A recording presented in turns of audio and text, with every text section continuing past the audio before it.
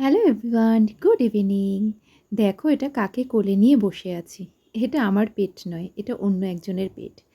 তো চলে গেছিলাম একটা দোকানে, একটু দরকার ছিল। আর সুমিতও ছিল আমার সাথে। আর ওনাদের দোকানে যখন গেলাম, ভেতরে গিয়ে বসলাম, তো এই যে দেখো কি কিউট একটা পেট। আর ও নাকি আদর খেতে খুব ভালোবাসে। সুমিত যখন যায় তো সুমিতের কোলেও এসে এরকম আদর খায়। আর এই যে দেখো আরেকটা, চুপচাপ ছিল নিচে বসে, যেহেতু ওকে আদর করছিলাম এই জন্য ও একটু আদর খেতে চাইছিল। আর তারপরে দেখো আরেকটা, এই যে এটাও খুব কিউট। তো এরকম দোকানে ছিল 3টে পেট। এছাড়াও ওনার বাড়িতে আরও পেটস আছে, সেগুলো বড়, এই জন্য ওদেরকে আলাদা জায়গায় রেখে দেয়। টোটাল 7খানা পেটস ছিল।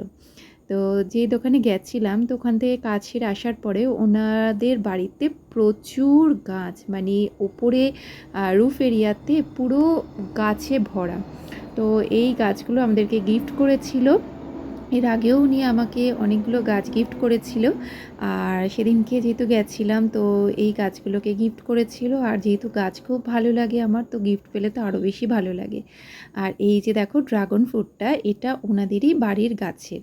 তো এটা আমাকে দিয়েছিল। আর সত্যি কথা বলতে গাছের জিনিস খাওয়া আর বাজার থেকে কিনে আনার মধ্যে কিন্তু অনেক তফাৎ আছে। আর এই দেখো কতগুলো লেবু, এগুলো ওনার বাড়ির গাছের। তো এই লেবুগুলোও আমাদের দিয়েছিল। তারপরে ড্রাগন ফ্রুটটা কাটলাম, কাটার পরে তো ভেতরটা একদম লাল টকটক করছিল।